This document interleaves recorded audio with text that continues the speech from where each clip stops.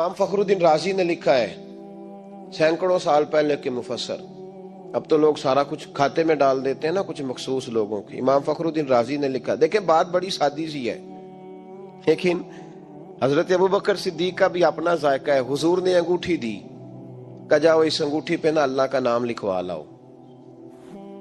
پہلے یہ بتائیے کہ چھوٹے چھوٹے کام اتنے بڑے بڑے لوگوں کو بھی بتائے جاتے ہیں؟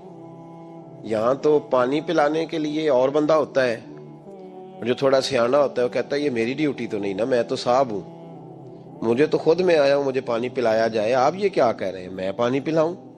حضرت ابوبکر صدیق رضی اللہ تعالیٰ عنہ کو نبی پاک کام بتاتے تھے، اپنے ذاتی چھوٹے کام جو کوئی بچہ بھی کر کے آ سکتا ہے، لیکن یہ بھی میرے محبوب کی محبت ہے، فرمایا جو میری ذات کے تعلق سے کام ہوگا وہ میرا ابو بکر ہی کر کے آئے گا۔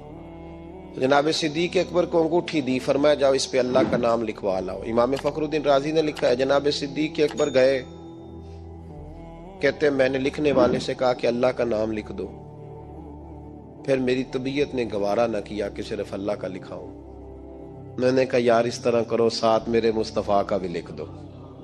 حضور کا حکم کیا ہے؟ تو حضرت ابوبکر کیا کہتے ہیں؟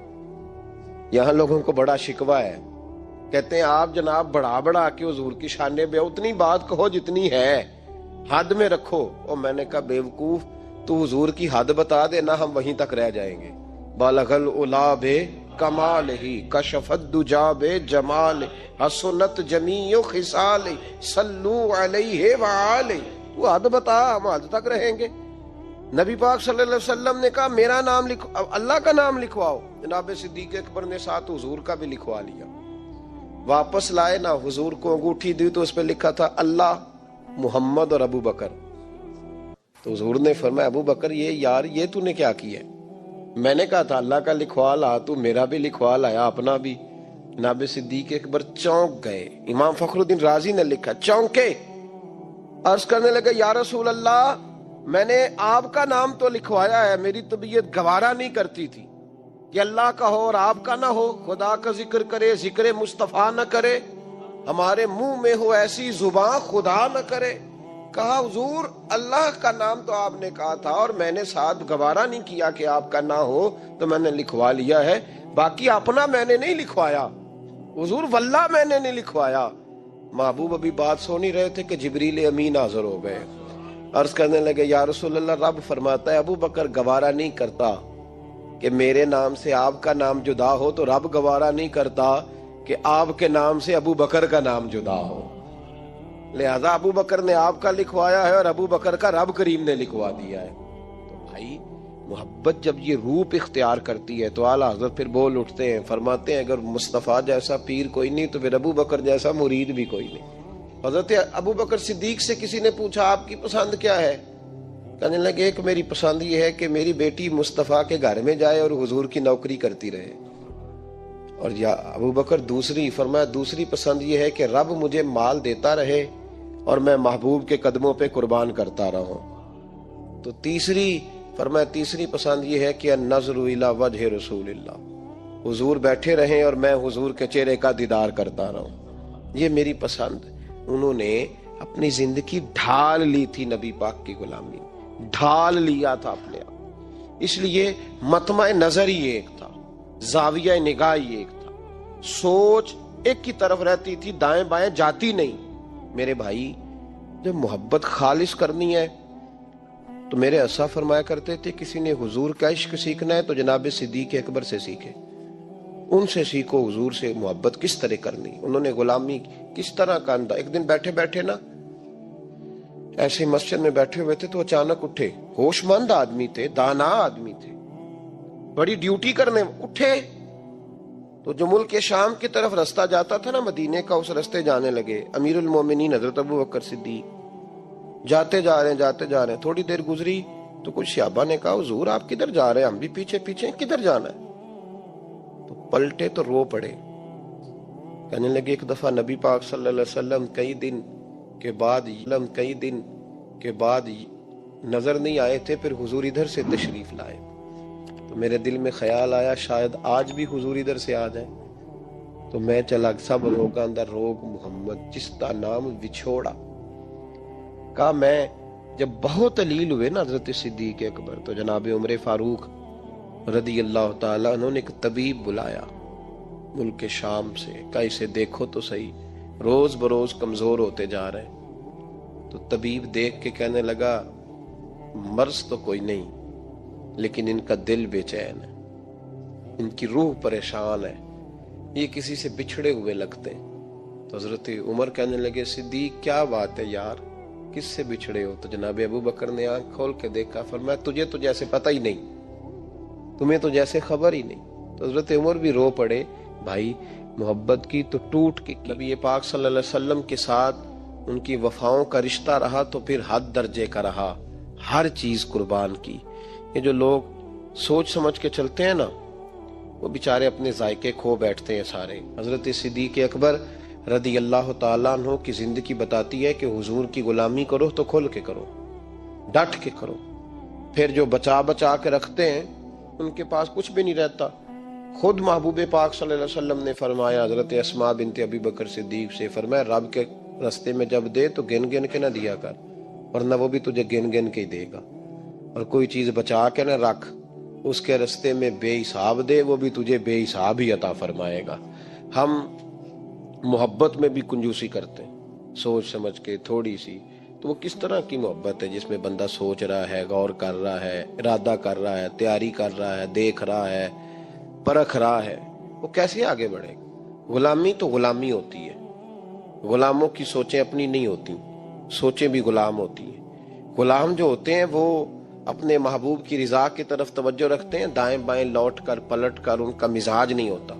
حضرت ابو بکر صدیق رضی اللہ تعالیٰ عنہ نے محبوب پاک سید عالم صلی اللہ علیہ وسلم کی غلامی کی، ہر لحاظ سے کی، ہر وقت کی، ہر طریقے سے کی۔ امت مسلمہ اگر غلامی کا طریقہ سیکھے گی تو جناب صدیق اکبر سے سیکھے گی۔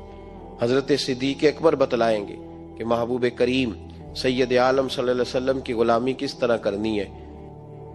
جب رات تھی نا بدر کی، تو کافروں کا سب سے بڑا نشانہ یہ تھا کسی طرح حضور کو شہید کیا جائے۔ وہ پورا فوکس کیے ہوئے تھے کہ نبی پاک صلی اللہ علیہ وسلم کو شہید کرنا، پوری توجہ تھی۔ تو صحابہ کہتے ہیں کہ ہم نے ارادہ کیا کہ حضور کے لیے علیحدہ سے خیمہ بنایا جائے، چھپر بنایا جائے۔ حضور کے لیے وہ ہم نے چھپر بنا دیا، محبوب اس کے اندر قیام کرنے لگے۔ اب خیال یہ تھا کہ یہاں ڈیوٹی کون کرے گا، ڈیوٹی کون کرے گا، یہاں کون ٹھہرے گا، یہاں یہ بڑے خطرے والی جگہ ہے، یہاں کون ٹھہرے گا۔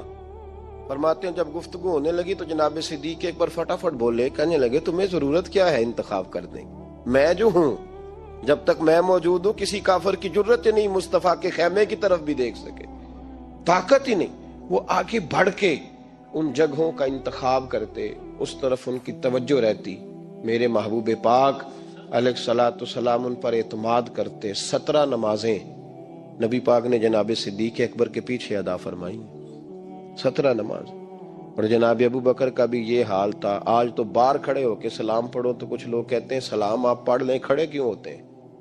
کھڑے ہونے سے دقت ہونے لگی۔ میں نے کہا چلو بیٹھ کے پڑھ لو بھائی، اگر اتنی سی بات سے ہی آپ کو دشواری ہے۔ حضرت صدیق اکبر رضی اللہ تعالیٰ عنہ نماز پڑھا رہے تھے، محبوب پاک سید عالم صلی اللہ علیہ وسلم تشریف لے آئے، حضور ایک صلح کے لیے گئے، فرمایا مجھے دیر ہو گئی تو کسی کو ابو بکر سے کہنا نماز پڑھا لے۔ تو کہتے ہیں حضور کو دیر ہو گئی، جناب بلال نے اقامت کہی تو حضرت صدیق اکبر مصلی پہ کھڑے ہو گئے۔ ابھی 2 ہی رکعتیں پڑی تھی کہ حضور تشریف لے آئے۔ جس جس صف سے حضور گزرتے رہے صحابہ رستہ چھوڑتے رہے۔ دوران نماز ہی محبوب پہلی صف کے قریب آئے تو جناب صدیق اکبر نے قدم پیچھے ہٹایا، عین نماز میں، عین نماز۔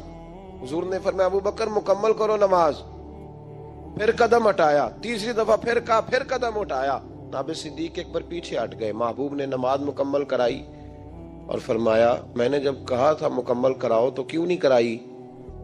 کیا خوبصورت انداز ہے۔ کہنے لگے یا رسول اللہ، کہنے لگے یا رسول اللہ، اب ابو قحافہ کے بیٹی کی اتنی جرت تو نہیں نا کہ مصطفیٰ کا امام ہی بن جائے، اتنی جرت تو نہیں نا۔ تو عزیز یاد رکھیں، حضرت ابو بکر صدیق نے حضور کی تعظیم کی، نبی پاک کا ادب کیا۔ وہ جو لوگ کہتے ہیں نا زیادہ قریب رہنے سے محبت کم ہو جاتی ہے، حضرت صدیق اکبر نے اس فلسفے کو بھی غلط ثابت کر دیا۔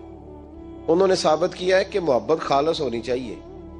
کئی دفعہ بندہ جتنا قریب جاتا جاتا ہے محبت اتنی زیادہ بڑھتی جاتی ہے.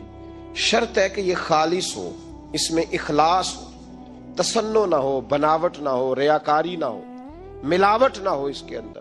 ایک دن نبی پاک صلی اللہ علیہ وسلم حضرت ابو ہریرہ اور دیگر بیٹھے تھے تو محبوب علیہ الصلوۃ والسلام نے فرمایا بھائی ذرا نا وقفے سے ملا کرو، محبت بڑھتی ہے. وقفے سے ملا کرو.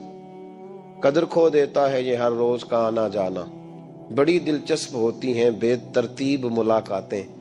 تو کہا ذرا وقفے سے ملا کرو، محبت بڑھتی ہے.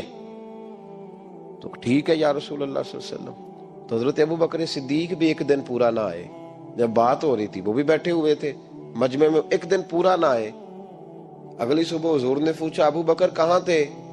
عرض کی حضور آپ نے ہی تو کہا تھا وقفے سے ملا کریں. فرمایا وہ دوسروں کے لیے کہا تھا، تیرے لیے نہیں کہا تھا. تو روز ملا کر، پابندی سے ملا کر، توجہ سے ملا کر. وہ تیرے لیے بات نہیں کہی، وہ کوئی اور ہے. جو قریب رہیں تو قدر کم ہوتی ہے. ابو بکر صدیق تو محبوب کے ساتھ مکے میں بھی ساتھ، بدر میں بھی، احد میں بھی، غار ثور میں بھی. اور دیکھیے 1400 سال ہونے کے ہیں وہ مزار میں بھی مصطفیٰ کے ساتھ ہی آرام کر رہے ہیں. تو وہاں بھی ساتھ ہے. پانی پرند سہیلیاں رنگا رنگ کڑے، اسی تے پریا اس دا جانیے جس دا توڑ چڑھے. تو وہ کم لوگ ہوتے ہیں، وہ لوگ زیادہ خوب نہیں ہوتے کہ جو قریب آئے تو قدر کم کر دی. حضرت ابو بکر صدیق نے فلسفہ بیان کیا ہے کہ پیار صحیح کرنا، یہ کوئی مطلب نہیں کہ قریب رہو گے تو قدر کم ہو جائے گی. محبت خالص کرنا. اللہ کے رسول صلی اللہ علیہ وسلم غار ثور میں موجود ہیں، ساتھ سیدنا صدیق اکبر رضی اللہ تعالیٰ. کفار جو گرفتار کرنے والے تھے، پیچھے لگے ہوئے تھے، وہ غار ثور کے دروازے تک آ گئے. جس طرح ڈاکٹر بول دیتا ہے، وہ کہہ دیتا ہے کہ اب جناب مشکل ہے، اگلے ہفتے آپ چلے جائیں گے. تو وہ جو کمزور لوگ ہیں انہوں نے اگلے ہفتے کیا جانا ہوتا ہے، وہ جب ڈاکٹر بتاتا ہے اسی وقت ہی فوت ہو جاتے ہیں. وہ کہتے ہیں اگلا ہفتہ تو لیٹ ہے، اسی وقت ہی سمیٹ لیتے ہیں سامان سفر. اور کچھ لوگ ایسے تھے، ڈاکٹر نے کہا کہ جناب آپ کی رپورٹس بتاتی ہیں کہ آپ بہت جلدی چلے جائیں گے. تو انہوں نے کہا جناب آپ جو کہہ رہے ہیں اپنے علم کے مطابق کہہ رہے ہیں، پر ہونا تو وہ ہے جو میرا رب کریم چاہے گا. یہ وہ جذبات ہیں جو ہمیں رسول کریم علیہ السلام نے عطا فرمائے. دیکھو حضرت ابو بکر صدیق رضی اللہ تعالیٰ عنہ کے ساتھ حضور غار ثور میں موجود ہے. کفار جو گرفتار کرنے والے ہیں وہ دروازے تک آ گئے، بالکل دروازے تک. جناب صدیق اکبر رضی اللہ تعالیٰ عنہ ان کو دیکھ کر تھوڑا سا گھبرائے، اپنے لیے نہیں، ذات مصطفیٰ کے لیے گھبرائے، کہیں حضور کو کوئی تکلیف نہ پہنچ جائے. تھوڑا گھبرائے، یا رسول اللہ وہ تو قریب آ گئے، اور اگر انہوں نے پیروں کی جانب جھک کر دیکھا تو وہ تو ہمیں دیکھ لیں گے. بالکل سرانے پہنچ گئے، یہ آ گئے، کھڑے ہو گئے، اور درمیان میں پردہ کیا ہے؟ مکڑی کا جالا. اور مکڑی کا جالا پھونک سے بھی اڑ جاتا ہے، تو مکڑی کا جالا بیچ میں. حضور وہ تو پہنچ گئے، ذرا جھک کر کے دیکھیں گے تو وہ تو ہمیں پکڑ لیں گے. اب یہ وقت تربیت ہے، اور وہ تربیت جو محبوب نے اپنے اس عظیم صحابی کی فرمائی، اس تربیت کو میرے رب کریم نے قرآن مجید میں بیان فرمایا. حضور فرماتے ہیں، رب فرماتا ہے کہ فرمایا محبوب نے، فرمایا لا تحزن، ابو بکر گھبرانا. یہ ایک موقع ہوتا ہے جب انسان کو گھیر لیتی ہیں مشکلات چاروں جانب سے، اور جو بھی آتا ہے وہ اسے مایوس ہی کرتا ہے. لیکن حالات کے سہمے ہوئے لوگوں کو بتا دو، حالات بدل جاتے ہیں، ایک جیسے نہیں رہتے. کہا لا تحزن، ابو بکر گھبرانا. کیوں؟ ہماری فوجیں آ کے انہیں پکڑ لیں گی، یا اندر ہمارے پاس کوئی ایسا اسلحہ موجود ہے کہ ہم ان پر چھوڑ دیں گے تو یہ مر جائیں گے. لا تحزن، ابو بکر گھبرائیے مت. کیوں نہ گھبرائیے؟ اس لیے کہ ان اللہ معنا. لا تحزن، ابو بکر گھبرائیے مت. کیوں نہ گھبرائیے؟ اس لیے کہ ان اللہ معنا، بے شک اللہ ہمارے ساتھ ہے. جن کے ساتھ رب ہو انہیں گھبرانا نہیں چاہیے. انہیں گھبرانا، یہ جو مسلح کی قوت ہوتی ہے، یہ دعا کی طاقت ہوتی ہے، دعا صلاح المومن، یہ جو قوت ہوتی ہے انسان کے پاس، یہ جو اس کے پاس ہتھیار ہوتا ہے کہ آج رات منا لوں گا، میرا رب کرم فرما دے گا. یہ جو اس کے پاس قوت ہوتی ہے یہ اسے کمزور نہیں پڑنے دیتی، اسے طاقتور رکھتی۔ تو حضور نے افکار کے اندر یہ حسن پیدا کیا، لوگوں کو بتلایا کہ بجائے اس کے کہ تم کوئی چور رستہ تلاش کرو، کوئی سیاست کرنے کی کوشش کرو، تم کوئی ایسی راہ اختیار کرو جو تمہیں محسوس ہو کہ درست نہیں ہے، اس رستے نہ چلو، بلکہ تم اپنے رب کو منانے والے رستے پہ چلو۔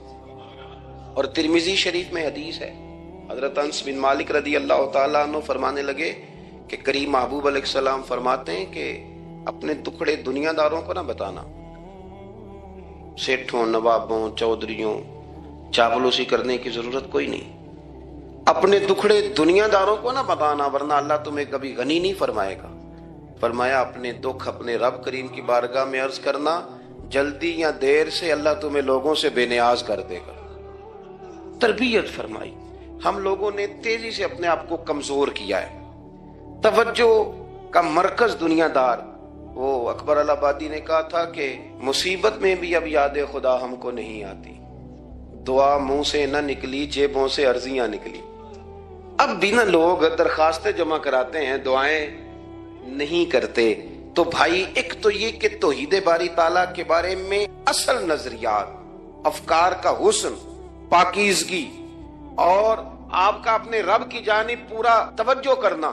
ہمارے ہاں اب تو خیر کرامتیں فیس بک پہ آتی ہیں اور لوگ اس کا سوال بھی بڑا تگڑا کر کے کرتے ہیں، اور جو بچے چھوٹے موٹے ہماری طرح طالب علم ہوتے ہیں، کچھ کتابیں پڑھنے والے دین کے، وہ کئی دفعہ الجھ جاتے ہیں کہ اب اس کو ٹیلی کیسے کریں، ساتھ کیسے جوڑیں۔ ایسی کرامتیں اور کرامت بیان کرنا بھی لوگوں نے ذمہ داری سمجھ لیا ہے، حالانکہ جڑے محرم راز حقیقت دے وہ تے راز حقیقت کھول دے ہی نہیں۔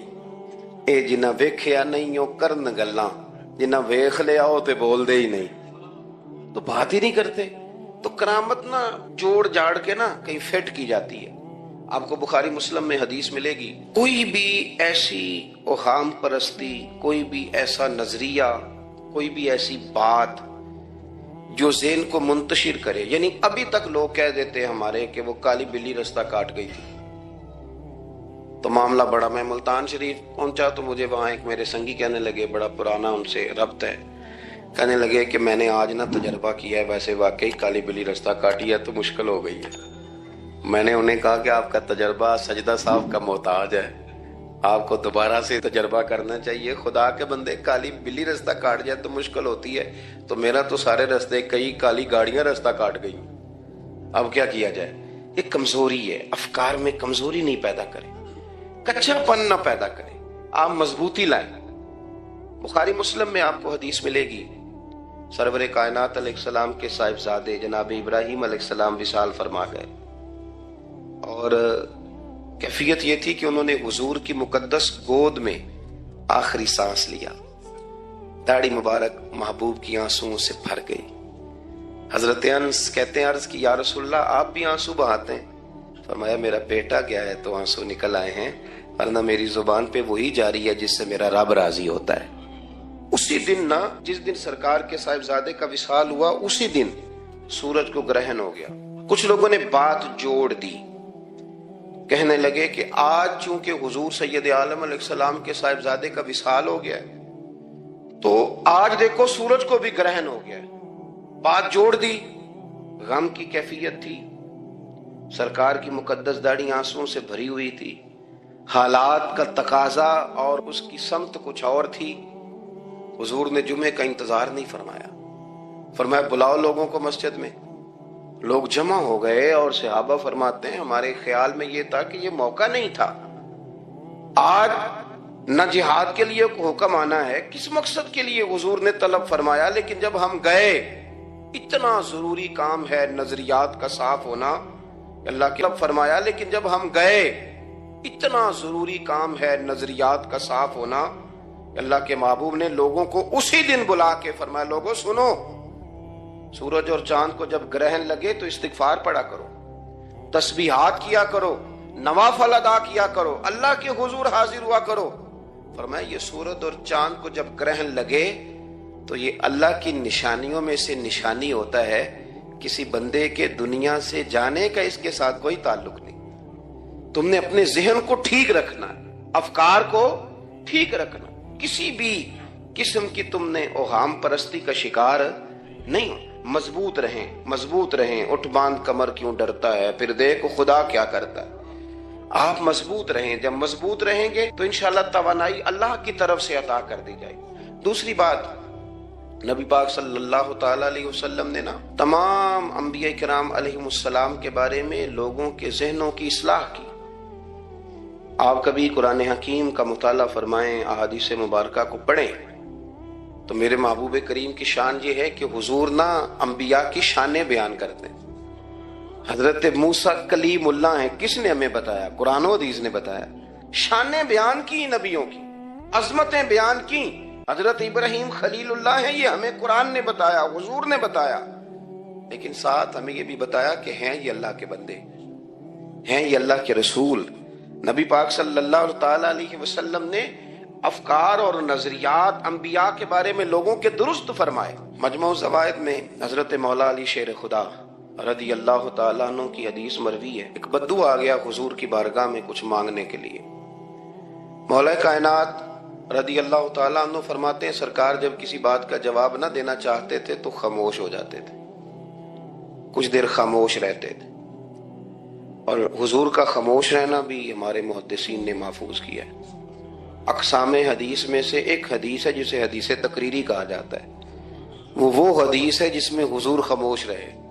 कोई काम किया गया तो सरकार खामोश रहे। हजरत मौला अली कहते हैं हुजूर ना खामोश हो गए, लेकिन चूंकि देहाती था, सादा था, उसने जब बार बार गुफ्तगू छेड़ना चाहिए तो फिर हुजूर ने फरमाया चल फिर मांग ले, क्या मांगता है, मांग ले फिर क्या मांगता है, कर सवाल। देहाती था, सादा आदमी था। मौला कायनात फरमाते हैं हमें यूं लगा कि अब ना ये आखिरत अपनी सवार जाएगा, जन्नत का सवाल करेगा, लेकिन बड़ा ही सादा था। मांगने पे भी आया तो क्या मांगा? कहने लगा या रसूल अल्लाह सल्लल्लाहु अलैहि वसल्लम, मैंने सफर करना है, मुझे एक ऊँटनी अता कर देते। हज़रत सुल्तान बाहू से किसी ने कहा कि बड़े लोग मुरीद होते हैं, तो फरमाने लगे राबदा तालब कोई नहीं मिले, जो मिले आ तालब ज़र्द आओ। तो बहुत सारे लोग ऐसे आते हैं जो कामिल शेख के पास भी आके कहते हैं दुकान कोई नहीं चलती। ये तो किसी सेठ से मशवरा कर लेते, कारोबार चलाने का आपको ढंग बता देता। ये यहाँ आके भी आपने यही सवाल किया, यहाँ पहुंच के भी यही सवाल। तो नबी पाक सल्लल्लाहु ताला अलैहि वसल्लम से कहने लगा एक ऊंट दे दें आने जाने के लिए। हजरत अली कहते हैं हमें बड़ा अफसोस हुआ, यार तू आया कहाँ पे है और तू मांग क्या रहा है? तू बारगाह देख और अपना सवाल दे, तू कहाँ खड़ा है, क्या मांग रहा है? हुजूर मुस्कुराए और मुस्कुरा करके फरमाया कि ऊंट तुझे दिया, चल कुछ और भी मांग ले। हजरत अली कहते हैं हमने कहा अब जन्नत मांगेगा ये हुजूर से? तो बड़ा ही भोला था, कहने लगा जी अगर आप कुछ और भी देना चाहते हैं तो ऊंट पे डालने के लिए कजावा भी दे दे। तो हजरत मौला अली शेर खुदा फरमाते हैं हमें फिर बड़ा अफसोस हुआ कि यार देखो इतना चांस मिला फिर खो दिया। रसूल करीम अलैहिस्सलाम भी मुस्कुराए और सरवरे कायनात की जो मुस्कुराहट होती थी वो ना खुशियां तकसीम करती थी। आला हज़रत रहमतुल्लाह अलैह फरमाते हैं जिसकी तस्कीन से रोते हुए हंस पड़े, जिसकी तस्कीन से रोते। अब यहाँ सवाल पैदा होता था कि फिर उस मुस्कुराहट के लिए तो इंतजार करना पड़ता होगा कि हुजूर मुस्कुराएं तो रोते हुए हंसें। तो अगला शेर भी है और जवाब भी है। फरमाने लगे जिसकी तस्की से रोते हुए हंस पड़े उस तबस्सुम की आदत पे लाखों सलाम। ये तो आदत है हुजूर की, ये तो आदत है मुस्कुराते रहना। तो हुजूर भी ज़ेरे लब मुस्कुराए। तीसरी दफा मेरे करीम ने फिर फरमाया चल मांग ले कुछ, तुझे एक चांस और देते हैं। पर मौला कायनात फरमाते हैं बड़ा ही भोला था, तीसरा चांस मिला, गोया गोल्डन चांस मिला, लेकिन फिर भी वहीं का वहीं रह गया। कहने लगा ठीक है अगर आप कुछ और भी देना चाहते हैं तो मेरा सफर लंबा आने जाने का खर्चा भी दे दे। अल्लाहु अकबर। अब हुजूर अकायद की बाबत बताने लगे कि रिसालत के बारे में, महबूब के बारे में अकीदा कैसा होना चाहिए। तो हुजूर अलैहिस्सलाम फरमाने लगे तुझसे तो वो बनी इसराइल की बुढ़िया ही अच्छी थी। या रसूल अल्लाह सल्लल्लाहु अलैहि वसल्लम कौन सी? तो हुजूर फरमाने लगे जनाब मूसा अलैहिस्सलाम को हुक्म हुआ हिजरत करें। तो आप जानने लगे तो फिर इरशाद खुदाबंदी हुआ कि जहां हजरत यूसुफ अलैहिस्सलाम मदफून है, आपका मज़ार पुरअनवार है, अगर आपको जाना है तो फिर उनके ताबूत को भी आप निकाल करके साथ ले जाएं। हजरत सैयदना मूसा अलैहिस्सलाम ने लोगों से पूछा, तुम्हें पता है जनाब यूसुफ का मज़ार कहाँ है? किसी को नहीं पता। एक बूढ़ी अम्मा है ज़ईफुल उमर, उसको खबर है। हजरत मूसा अलैहिस्सलाम ने उससे कहा, अम्मा तो बताएगी कि हजरत यूसुफ का मज़ार कहाँ है? तो कहने लगी, बताऊंगी पर मुफ्त नहीं बताऊंगी। ये हुजूर बयान कर रहे हैं, बताऊंगी पर फ्री में नहीं बताऊंगी, मैं ना मुफ्त थोड़ी बताऊंगी। फरमाया, चल तू अपनी कीमत बता बताने की। तो कहने लगी, मैं इस शर्त पे जनाब यूसुफ के मज़ार का पता बताऊंगी कि आप मुझे जन्नत में वो वाला घर देंगे जिसके पड़ोसी जनाब मूसा अलैहिस्सलाम हो। आपके पड़ोस में घर चाहिए। तुझसे तुझी को मांग के मैंने मांग ली सारी कायनात। वो वाला मकान चाहिए जिसके पड़ोसी आप हो। तो हजरत मूसा कलीम फरमाने लगे, अम्मा चल जन्नत मांग, तू नबियों के करीब मकान मांग रही है, वो तो बड़ा ऊंचा दर्जा होगा, तू बड़ी दूर पहुंच गई, इतनी बड़ी सोसाइटी में प्लाट मांग लिया, वहां पहुंच गई। तो बूढ़ी कहने लगी, ठीक है फिर अगर ये मामला है तो फिर खत्म हो गई बात। अगर आप नहीं बताते तो जाए मैं भी नहीं पता बताती। वो अड़ गई, ठहर गई, और अड़ी भी किस तरह, ये भी मेरे अल्लाह की तौफीक। मेरी तलब भी तो तेरे करम का सदका है, मेरी तलब भी तो तेरे करम का सदका है। ये पांव उठते नहीं बल्कि ये उठाए जाते हैं। तो वो कहने लगी, मैं नहीं फिर बताती, आप किसी और से पूछ लें। जनाब मूसा खामोश हुए तो इरशाद खुदाबंदी हुआ, कलीम अपने पड़ोस में मकान देने का वादा आप कर लें और मकान इन्हें मैं अता कर दूंगा। तो हुजूर सैयद आलम सल्लल्लाहु तआला अलैहि वसल्लम ने उस बद्दू की मौजूदगी में तरबियत फरमाई सहाबा की। ये चीजें भी हुजूर ने अता फरमाई। लेकिन जब तुम्हें कहा जाए मांगो तो फिर ये करीम रसूल का दरवाजा है। मांगेंगे मांगे जाएंगे और मुंह मांगी पाएंगे। सरकार में न ला है न हाजत अगर की। तो अफकार का हुस्न, नजरियात की पाकीज़गी। हमारे यहाँ ना आजकल जो हमें लेक्चर दिए जाते हैं ना, बिलखुसूस जो तलबा साइंस पढ़ते हैं, तो वो जब सवालात उठाते हैं तो उसमें कुछ ऐसी चीजें भी आती हैं। ये अभी कोरोना के हालात जब पिछले दिनों चल रहे थे तो उस वक्त 2-3 किस्म के लोग हुए। एक तो वो होते हैं जो बिल्कुल नहीं डरते, कहते हैं छोड़ो जो होगा देखा जाएगा। और एक वो होते हैं जो इतना डरते हैं कि बेचारे अपने साये से भी डरने लग जाते हैं। तो ये दोनों बातें जो हैं ये दुरुस्त नहीं है। दुरुस्त क्या है कि आप एहतियात भी करेंगे पर भरोसा अपने रब करीम की जात पर करेंगे, भरोसा अल्लाह। तो लोगों को डराया जाता है और जो खौफ फैलाया जाता है हमारे यहाँ, वो बड़ा अजीब किस्म का अंदाज है। कब्र को खिड़की कोई नहीं होती, दरवाजा कोई नहीं होता, ऑक्सीजन कैसे जाएगी।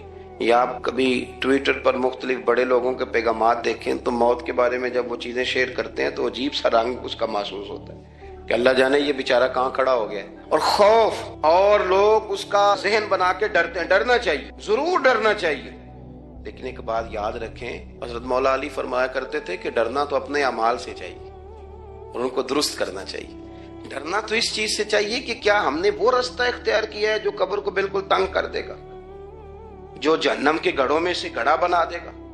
अगर वो रास्ता है और उस पर आप चले हुए हैं, आप सख्त हो गए हैं, आपने सोचना छोड़ दिया है, आपने हुकूकुल इबाद के मामले को तर्क कर दिया है, आप अपनी तबीयत के लिहाज से लोगों को सताना मशगला बना बैठे, आप हलाल हराम की बैठे, आप हलाल हराम की तमीज छोड़ गए, निगाहों की सफाई से लेकर रिज़्क़े हलाल को पेट में ले जाने तक अगर गैर मोहतात हो गए तो फिर तो खौफ खाएं। लेकिन यहां इन नजरियात की बाबत जो हुजूर ने हमारी तरबियत फरमाई, तो हुजूर ने हमें ये नहीं फरमाया कि मेरा मोमिन हो तो तुम उसे खड्डे में छोड़ आओगे, हो जिंदगी तकवे और मोहतात रहकर गुजारने वाला और तुम उसे खड्डे में छोड़ आओ, ये नहीं है। बल्कि फरमाया जो मेरे मोमिन की कब्र होती है रौज़ा तुम मिन रियाज़िल जन्नह, वो तुम उसे ना खड्डे में नहीं छोड़ के आए, बाग में छोड़ के आए हो। आप बाग का तसव्वुर करें फिर कब्र को सोचें। नहीं, बाग में छोड़ के, और बाग भी मामूली नहीं, जन्नत के बागों में से बाग, जन्नत की क्यारियों में से, रौज़ा तुम मिन रियाज़िल जन्नह। अब जरा اس اینگل سے آپ اپنی قبر کو سوچیں، اس رویے کے ساتھ. اگر قبر آپ کی جنت کا باغ ہے تو باغ میں جاتے بندہ ڈرتا تو نہیں، اور باغ اتنا حسین ہے کہ جس میں پہلی آنکھ کھلے گی تو پہلی نظر اٹھے گی تو مدینے والے محبوب کا چہرہ نور نظر آئے گا. اتنا شاندار باغ ہے. آپ اس کی رعنائی، اس کا حسن اور اس کی خوشبو کو ملاحظہ فرمائیں. تو حضور نے نا ہماری تربیت فرمائی. میں اکثر کہا کرتا ہوں احباب سے کہ انسان 10-15 سال کے بعد پردیس سے واپس لوٹے اور ماں اگر موجود ہو نا گھر میں، اتنا تگڑا استقبال کرتی ہے کہ مزہ آ جاتا ہے. اس کا بس نہیں چلتا، مکان بھی نہیں بنا دے، فلانی چیز بھی نہیں لے آؤ، میرا پتر آ رہا ہے، فلانی بھی. تو سالوں بعد بندہ گھر لوٹے تو ماں اتنا استقبال نہیں کرتی جتنا قبر میں اللہ کی رحمت بندے کا استقبال کرتے. اس لیے جب یہ سوچ بن گئی تھی نا صحابہ کی حصول جنت کی، تو پھر ان کو لگاؤ ہو گیا تھا. پھر دنیا کی زندگی، جاہ و جلال، مال و دولت اتنا زیادہ وقت نہیں رکھتا تھا ان کی نظر میں. پھر وہ سمجھ گئے تھے اس بات کو کہ کن فی الدنیا کانک غریب و عابر سبیل. سمجھ گئے تھے کہ یہ مسافر ہیں ہم یہاں. اور وہ پھر اتنا زیادہ اپنے ذہن پہ چیزوں کو سوار نہیں کرتے تھے، محسوس کرتے تھے کہ اتنی زندگی ان کی ہے، اتنی زندگی ان کی گزر گئی ہے، محسوس کرتے تھے. اور اس پر پھر وہ جو فوکس کرتے تھے وہ آخرت کے لیے کرتے تھے. ایک خاتون حضور کی بارگاہ میں حاضر ہوئی. یہ بھی سیاستہ میں آپ کو روایت ملے گی، بہت ساری کتابوں میں ہے لیکن اس کی اصل آپ کو بخاری شریف میں ملے گی. حضرت ابو ہریرہ رضی اللہ تعالیٰ عنہ فرماتے ہیں کہ خاتون آئی تو اس نے آ کر نا بڑے درد کے ساتھ حضور کی بارگاہ میں استغاثہ پیش کیا. عرض کرنے لگی یا رسول اللہ صلی اللہ علیہ وسلم، میں نا مرگی کی مریض ہوں اور بڑی تکلیف میں ہوں. یہ جو مرگی کا مرض ہوتا ہے یہ اعصابی بھی ہے، جسمانی بھی ہے. ذہن کو کنٹرول کرتا ہے اور انسان جسمانی طور پر بھی بالکل اس وقت جب دورہ ہوتا ہے مفلوج ہو جاتا ہے، ذہنی طور پر بھی خوشی غمی آنا جانا دشوار ہو جاتا ہے انسان کے لیے. تو وہ خاتون عرض کرتی ہے یا رسول اللہ صلی اللہ علیہ وسلم، مجھے مرگی ہے، کریم آپ دعا فرمائیں رب مجھے شفا عطا کر دے. حضور دعا فرما دیا کرتے. اللہ تعالیٰ نے میرے محبوب کے وجود کو شفا بنایا تھا. لعاب دہن مولا علی کی آنکھوں پہ لگائیں تو رب کریم فوراً شفا عطا فرمائے. لیکن حضور نا تربیت جب کرتے نا، تربیت لوگوں کے بیچ، تو پھر نظریات کو، عقائد کو، افکار کو حضور غسل دیتے، وضو کراتے. یہاں بھی سرکار نے صحابہ کے بیچ اس خاتون سے گفتگو فرمائی اور حضور فرمانے لگے اگر تو کہے تو میں دعا کرتا ہوں رب تجھے شفا دے دے گا. حضور فرمانے لگے اگر تو کہے میں دعا کرتا ہوں اللہ شفا دے گا. اور فرمایا اگر تو کرے صبر تو میرا وعدہ ہے رب بغیر حساب کتاب جنت عطا کرے گا. اب یہ سوچ ہے، یعنی ہمیں جب چانس ملتا ہے دنیا اور آخرت میں چیزوں کو عکس کرنے کا تو آپ نظر دوڑا لیں دائیں بائیں کہ لوگوں نے توجہات کہاں اپنی مرکوز کی ہوئی.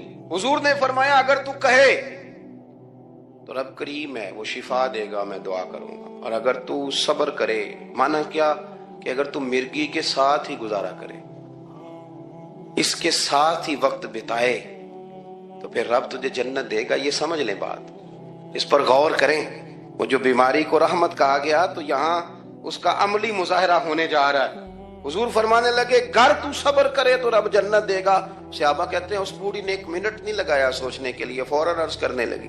گویا عرض کرتی ہے حضور تھوڑی سی تو زندگی ہے، میں مرگی کے ساتھ ہی گزارا کر لوں گی، آپ دعا کریں رب مجھے جنت کی ہے. میں مرگی کے ساتھ ہی گزارا کر لوں گی، آپ دعا کریں رب مجھے جنت عطا کر دے. ہم میرے لیے جنت کی دعا کر دیں. تو صحابہ فرماتے ہیں حضور نے دعا کر دی، گویا وعدہ ہو گیا جنت کا. وہ عرض کرتی ہے یا رسول اللہ صلی اللہ علیہ وسلم جب مرگی ہوتی ہے تو میرے وجود سے کپڑا ہٹ جاتا ہے، ستر کا مسئلہ بنتا ہے، اس کے لیے آپ ضرور اللہ کے حضور عرض کریں. تو سرکار نے دعا کر دی. صحابہ فرماتے ہیں کہ وہ دیر تک موجود رہیں، دیر تک. حضرت عثمان غنی کے زمانہ مبارکہ تھا وہ بوڑھی موجود رہیں. جب بھی انہیں مرگی ہوتی تھی کپڑا اپنی جگہ پہ موجود رہتا تھا. اور جب ہم سے کوئی کسی جنتی کو دیکھنے کا سوال کرتا تھا تو ہم کہتے تھے اس بوڑھی کو دیکھ لو، اسے دنیا میں ہی حضور نے جنت کی بشارت عطا فرمائی. تو جو سمجھنے کی بات ہے وہ یہ ہے توحید، رسالت، قبر، حشر، اس کے بارے میں اپنے نظریات کو صاف ستھرا رکھیں. وقت تیزی سے بیت رہا ہے وقت جو اپنی اس کی سپیڈ ہے اس کے ساتھ وہ گزر رہا، قریب ہوتے جا رہے ہیں لوگ قبر کے، آخرت کے۔ کرنے کا کام یہ ہے کہ ہمارے نظریات وہ ہوں جو ہمیں رسول کریم نے عطا فرمائے۔ نبی پاک صلی اللہ علیہ وسلم نے فرمایا محبت آدمی کو اندھا بھی کر دیتی ہے، بہرا بھی کر دیتی ہے، گونگا بھی کر دیتی ہے۔ جب محبت ہوتی ہے تو پھر انسان کو کوئی ایسی چیز نظر، ابو جہل نے محبوب پاک علیہ السلام سے کہا معاذ اللہ، مجھے تو آپ کی طرح کا شخص کوئی نظر ہی نہیں آتا، یعنی اس نے کمزور لفظوں میں کہا۔ حضرت صدیق اکبر حضور کے سامنے کھڑے ہوئے تو کہنے لگے محبوب تیرے جیسا حسین نظر کوئی نہیں آتا۔ اب اس کے پاس چونکہ بغض تھا تو اپنے لفظوں میں بات کر رہا تھا، اس کی جو دل کی بات تھی وہ الفاظ بن کے آ چکی تھی۔ حضرت صدیق اکبر کے دل میں محبت تھی تو وہ اپنے لفظوں میں بات کر رہے، اپنے جملوں میں اس کا اظہار کر رہے۔ یاد رکھیے گا انہوں نے اس طرح محبت کی جس طرح محبت کرنے کا حق ہوتا، یعنی ہر چیز ہی، مال بھی دے دیا، اولاد بھی دے دی، سارے بچے نبی پاک کی غلامی پہ لگا دیے، غلام بھی سارے حضور کے پیچھے لگا دیے، بس نبی پاک کی ڈیوٹی کرنی ہے۔ ہزاروں دینار کا نقصان اٹھایا لیکن نبی پاک صلی اللہ علیہ وسلم کی غلامی پر ہر چیز کو ترجیح دی۔ بات تو ہم نے بڑی دفعہ سنی ہے پر کبھی اس کے حسن کو بھی ملاحظہ فرمائیے نا، کبھی ذرا ملاحظہ فرمائیے نا۔ لوگ پیار کرتے ہیں، محبت کا دعویٰ کرتے ہیں لیکن کہتے ہیں بھئی رستے رستے کی محبت ہے، یہاں مجھے 5000 کا نقصان ہو رہا ہے، یہاں نہیں میں محبت کر سکتا۔ یہ نقصان 5000 کا کون برداشت کرے؟ محبت ضرور ہے پر اب اتنا نقصان کون برداشت کرے؟ جناب صدیق اکبر کا کمال دیکھیے کہ مال کا نہیں جان کا نقصان برداشت کرنے کو بھی تیار ہے۔ کچھ لوگ ایسے ہوتے ہیں کہتے ہیں آگے خطرہ ہے تو ہمیں نہیں جانا چاہیے۔ غار ثور میں جب نبی پاک صلی اللہ علیہ وسلم کو لے کے پہنچے نا حضرت صدیق اکبر، 5413 فٹ اونچی غار ہے، جب حضور ذرا سا چلے تو قدموں کو تکلیف ہوئی تو عرض کرنے لگے حضور آپ میرے کندھوں پہ بیٹھ جائیں، پباں پار قدم نہیں لاؤندا تے سور پہاڑ تے چڑھیا جاندا، او پیا جاندا دے یار نبی دا، اے اصلی دلدار نبی دا۔ حضور کو لے گئے اور جب غار ثور پہ پہنچے تو کہنے لگے حضور مجھے اندر خطرہ لگتا ہے، آپ ٹھہریں پہلے میں جاتا ہوں، پہلے میں جاتا ہوں۔ جناب صدیق اکبر تشریف لے گئے اور دیکھیں نا سالوں پرانی غار پڑی تھی، اس میں بڑا کچھ تھا لیکن جناب صدیق اکبر نے پگڑی پھاڑ پھاڑ کے غار صاف کی۔ پھر جہاں سوراخ تھے نا، خطرہ تھا کہ کوئی سانپ بچھو نہ نکل آئے، وہاں چھوٹے چھوٹے ٹکڑے رکھ کے غار کو بند کیا۔ جب مکمل تسلی کر لی تو کہا حضور اب آپ تشریف لے آئی۔ اب جب غار سے نکلے نا جانے کے لیے، اس انداز کو بھی ذرا دیکھیں۔ لوگ آج خشک دین کے بڑے قائل ہیں، کہتے ہیں بس ٹھیک ہے نماز پڑھنی چاہیے، روزہ رکھنا چاہیے، اتنی لمبی باتیں، آپ معرفت کی بات کرتے ہیں، آپ محبت کی بات کرتے ہیں، آپ وارفتگی کی بات کرتے ہیں۔